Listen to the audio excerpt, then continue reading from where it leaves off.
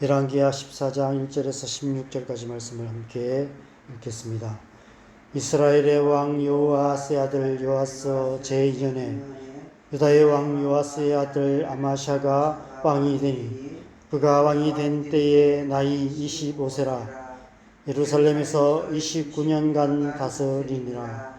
그의 어머니의 이름은 요앗단이요 예루살렘 사람이더라. 아마샤가 여호와 보시기에 정직히 행하였으나 그의 조상 다윗과는 같지 아니하였으며 그의 아버지 요아스가 행한 대로 다 행하였어도 오직 산당들을 제거하지 아니하였으므로 백성이 여전히 산당에서 제사를 드리며 분향하였더라. 나라가 그의 손에 굳게 서매 그의 부왕을 죽인 신복들을 죽였으나 왕을 죽인 자의 자녀들은 죽이지 아니하였으니 이는 모세의 율법책에 기록된 대로 함이라. 곧 여호와께서 명령하여 이르시기를 자녀로 말미암아 아버지를 죽이지 말 것이요 아버지로 말미암아 자녀를 죽이지 말 것이라. 오직 사람마다 자기의 죄로 말미암아 죽을 것이니라 하였더라. 아마샤가 소금 골짜기에서 에돔 사람 10,000명을 죽이고 또 전쟁을 하여 셀라를 취하고 이름을 욕되리라 하였더니 오늘까지 그러하니라. 아마샤가 여우의 손자 요아스의 아들 이스라엘의 왕 요아스에게 사자를 보내 이르되 오라 우리가 서로 대면하자 한지라. 이스라엘의 왕 요아스가 유다의 왕 아마샤에게 사람을 보내 이르되 레바논 가시나무가 레바논 백향목에게 전가를 보내어 이르기를 내 딸을 내 아들에게 주 아내로 삼게 하라 하였더니 레바논 들짐승이 지나가다가 그 가시나무를 짓밟았느니라.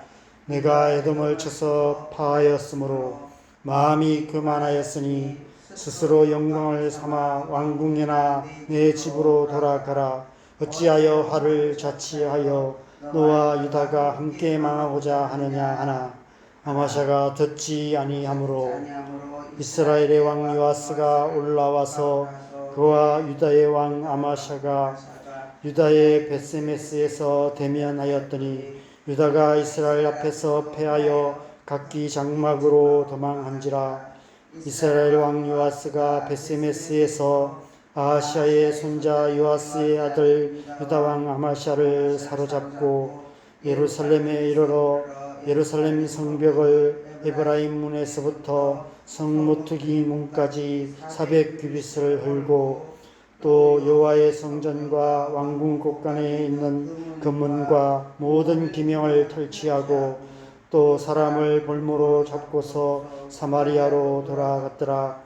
요아스의 남은 사적과 그의 업적과 또 유다의 왕 아마샤와 싸운 일은 이스라엘 역대 지략에 기록되지 아니하였느냐.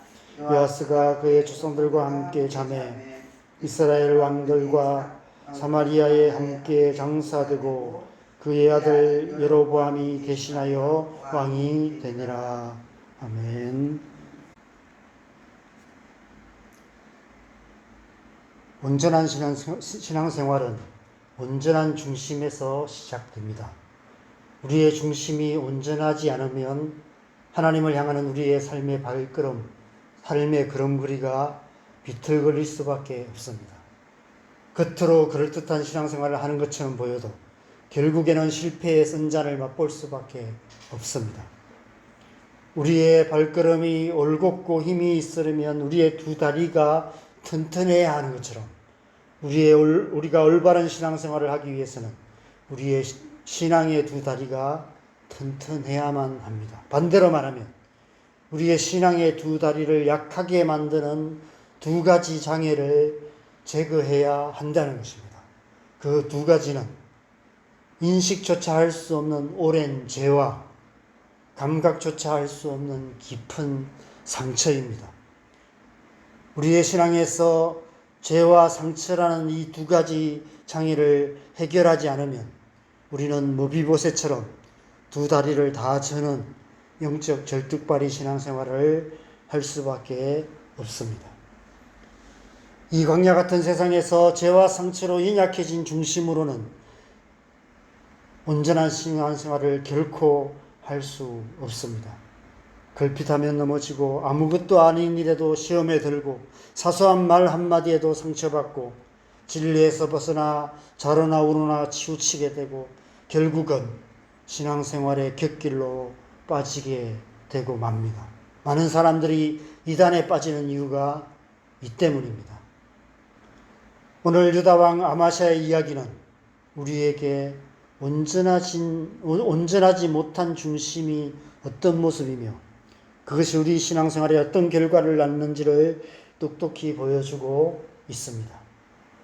3절에 보면 아마샤가 여호와 보시기에 정직하게 행하였으나 그의 조상 다윗과는 같지 아니하였다 라고 말씀합니다. 그 중심이 다윗처럼 온전하지 못했다고 말씀하고 있는 것입니다.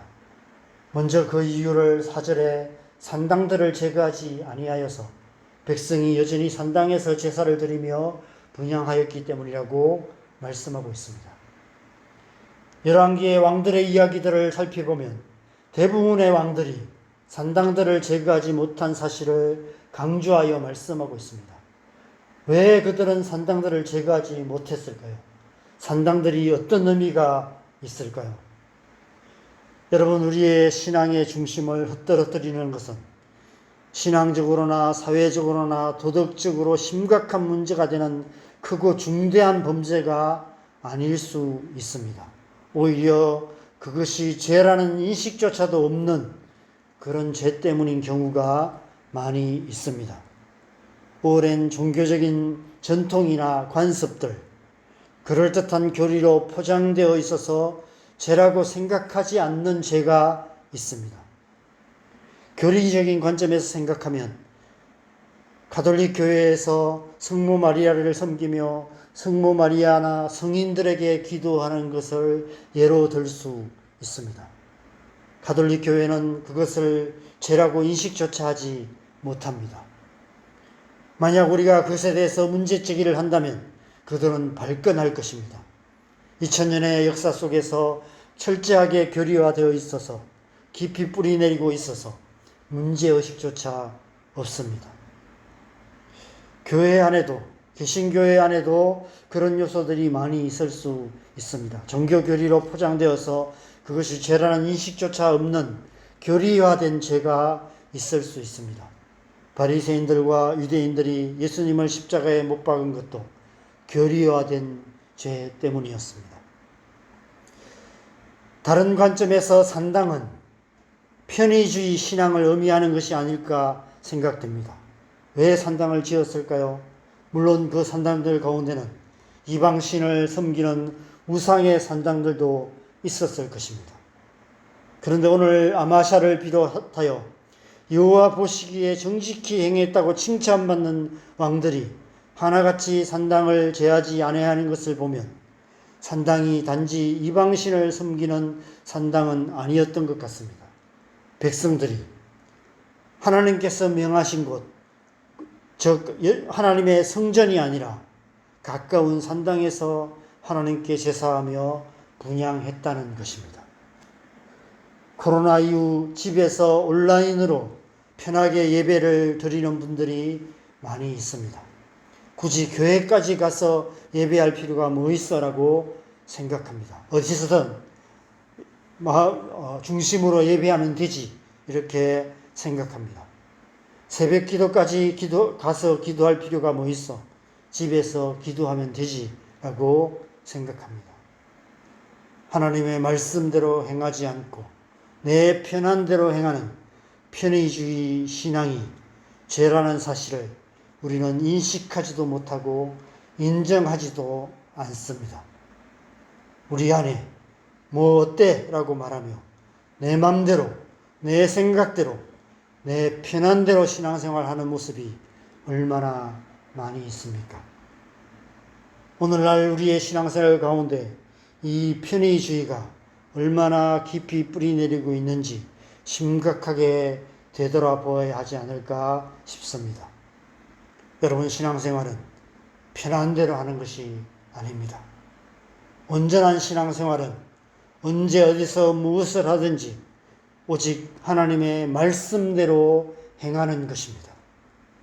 그것은 이 세상이 추구하는 안정되고 편안한 삶과는 완전히 반대되는 불편하기 그지없는 삶을 받아들이고 훈련하고 자기 몸을 쳐서 복종시켜 몸에 익혀서 불편함을 즐기며 살아가는 것입니다.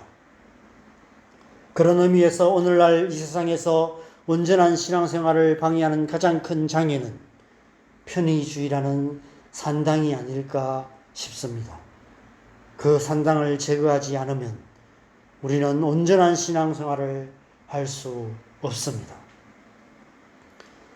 온전한 신앙생활을 방해하는 또 하나의 장애는 감각조차 할 수 없이 깊이 뿌리내려 있는, 깊이 숨겨져 있는 상처입니다. 너무 깊은 상처여서 감각조차 할 수 없고 내 안에 그것이 있다는 사실도 알 수 없는 그런 상처들이 우리의 마음 깊은 곳에 있습니다. 오늘 본문 5절에서 6절을 보면 아마샤가 그 아버지 요아스를 암살한 신복들에게 복수를 하지만 그러나 모세의 율법을 따라서 그들의 자녀들을 죽이지는 않았습니다. 아마샤의 마음에 오랫동안 고통스럽게 만들었던 상처가 치유되었습니다. 자기 아버지를 죽인 그런 원수들을 죽임으로 복수를 함으로 그 안에 있던 상처가 치유되었습니다. 그것은 그가 감각할 수 있었던 상처였습니다. 그들을 볼 때마다 아버지를 죽인 그들에 대한 원망, 그런 상처들이 계속해서 드러났었습니다. 그러나 그동안은 힘이 없어서 어떻게 할 수 없었습니다. 그러나 나라가 든든히 서고 나서 그 어떤 원수에 대해서 복수함으로 그 안에 있던 그 상처들이 치유되었던 것이죠. 그런데 문제는 아마샤 안에 그보다 더 깊은 상처가 있었다는 것입니다. 너무 오래, 너무 깊이 감추어져 있어서 감각조차 없는 깊은 상처가 있었다는 것입니다. 8절 이후의 사건이 그것을 말해주고 있습니다. 여러분 8절 말씀을 한번 보실까요? 8절 말씀에 여러분 여기 우리가 오늘 본문을 보면 아마샤와 요아스에 대해서 여러 가지로 소개를 하는데 8절에 보면 8절 이후에 아마샤가 이스라엘 왕 요아스에게 먼저 선전포고를 합니다. 그래서 남유다와 북이스라엘 사이에 전쟁이 일어나게 돼요. 그런데 그 전쟁에서 오히려 남유다가 패하여서 아마샤가 요아스의 포로가 되고 예루살렘 성벽의 일부가 허물어지고 여호와의 성전에 있는 금원과 모든 기명이 탈취를 당하고 백성들이 포로가 됩니다. 그리고 결국 그로 인해서 아마샤 또한 그 아버지 요아스처럼 신복들의 반역으로 죽임을 당하게 돼요. 왜 이런 비극적인 결과를 낳게 되었을까요? 왜 아마샤가 가만히 있는 이스라엘 왕 요아스에게 먼저 싸움을 걸어서 오히려 스스로 멸망을 자초하고 말았을까요? 그 자신도 인식하지 못하고 주변 사람들도 쉽게 파악할 수 없고 이 말씀을 묵상한 우리도 이해하기 어려운 너무 깊고 너무 오랜 상처들이 그 안에 있었기 때문이 아닐까 싶습니다. 8절을 보면 아마샤가 예후의 손자 요아스의 아들 이스라엘 왕 요아스에게 사자를 보내었다라고 말합니다. 요아스를 예후의 손자라고 소개하고 있습니다. 그 앞에는 그냥 요아스의 아들이라고만 소개했습니다. 그 뒤에도 계속해서 그렇게 소개했어요. 근데 8절에서는 아마샤를 요아스를 예후의 손자라고 소개하고 있습니다. 그리고 13절 상반절을 보면 이스라엘 왕 요아스가 베세메스에서 아하시아의 손자 요아스의 아들 유다 왕 아마샤를 사로잡았다라고 말합니다. 8절에서 요아스를 예후의 손자라고 소개하고 13절에서는 아마샤를 아하시아의 손자라고 소개하고 있습니다. 바로 이 8절과 13절 이 두 절 사이에 남유다와 북이스라엘의 전쟁 이야기가 기록되어 있습니다. 어떤 의미일까요? 여러분 우리가 앞서 묵상했던 9장 말씀에서 예후가 반란을 일으켜 북이스라엘 왕 요람을 죽일 때 아마샤의 할아버지였던 아하시야까지 죽이고 말았습니다. 아마샤는 지금 할아버지를 죽인 복수를 하기 위해 예후의 손자였던 요아스와 전쟁을 벌인 것입니다. 손자들끼리 전쟁이 일어나게 된 것이죠. 사실 예후의 반란 사건은 아마샤가 태어나기 약 20년도 훨씬 전에 있었던 사건입니다. 아마샤는 할아버지 아하시야의 얼굴조차 본 적이 없었습니다. 그럼에도 불구하고 그가 인식하지 못했던 그 중심 깊은 곳에 감각조차 할 수 없는 깊은 상처, 원한이 있었던 것입니다. 그로 인해 결국 그의 삶은 비극적인 결말을 맞이하고 만 것입니다. 사랑하는 여러분, 우리가 이 한 가지를 잊지 말고 기억해야 합니다. 우리가 하나님의 백성으로 온전한 삶을 살기 위해서는 우리 안에 온전한 중심이 있어야 하는데, 그러기 위해서는 우리 안에 있는 깊은 죄와 인식되지조차 않는, 인정하지 않는 그런 깊은 오랜 죄와 인식조차 할 수 없는, 감각조차 할 수 없는 그런 상처들이 치유되어야 한다는 것입니다. 먼저 우리는 우리 안에 있는 편의주의 신앙이라는 산당을 제해야만 합니다. 이미 오래전에 우리의 마음 깊은 곳에 뿌리 내려 있어서 우리가 인식조차 못하는 죄까지도 온전히 뿌리 뽑아야 하는 것입니다. 그래서 언제 어디서 무엇을 하든지 내 마음대로, 내 생각대로, 내 편한 대로가 아니라 오직 하나님의 말씀대로 살아가야 하는 것입니다. 또한 우리 마음속 깊은 곳에 있는 해결되지 않는, 때론 감각조차 할 수 없는 깊은 상처가 치유되어야만 합니다. 우리의 신앙생활에서 하나님을 향한 발걸음이 더딘 이유가 그 때문입니다. 우리 안에 그 상처들이 있기 때문에 우리의 발걸음이 연약해지고 무거워지고, 그래서 하나님을 향해서 더 힘있게 달려갈 수 없는 것입니다. 그래서 우리는 날마다 하나님의 은혜의 빛 가운데 더 깊이 나아가야 합니다. 하나님의 사랑의 빛이 우리의 마음 깊은 곳을 비추실 때 우리의 마음 깊은 곳에 구석에 웅크리고 있는 숨겨진 죄와 원한과 원망이라는 상처받은 영혼의 어두운 그림자를 발견하게 될 것입니다. 하나님께서 그것들을 빛 가운데 드러내셔서 용서하시고 치유하시고 새롭게 하시고 온전케 하실 때 우리는 비로소 온전한 중심으로 하나님 앞에서 온전한 신앙생활을 할 수 있게 되는 것입니다. 저와 여러분 안에 우리의 중심을 온전하게 하시는 이 은혜가 함께 하시기를 주님의 이름으로 간절히 축원합니다. 함께 기도하겠습니다. 여러분, 하나님은 우리의 중심을 온전하게 하시는 분이십니다. 하나님께서 이스라엘 백성들을 40년의 광야의 시간을 보내게 하신 이유가 그 때문이고, 다윗을 10년 동안 광야의 시간을 갖게 하신 이유도 그 이후의 삶 속에서도 치열한 전쟁의 삶, 치열한 고난의 시간을 허락하신 이유도 그 때문입니다. 구름같이 허다한 수많은 예수 그리스도의 증인들, 성경에 있는 수많은 위인들이 그런 광야 같은 시간을 보냈던 이유도 하나님께서 그것을 그렇게 허락하셨기 때문입니다. 우리의 삶 속에 고난이 있는 이유도 그 때문이 아닐까 생각합니다.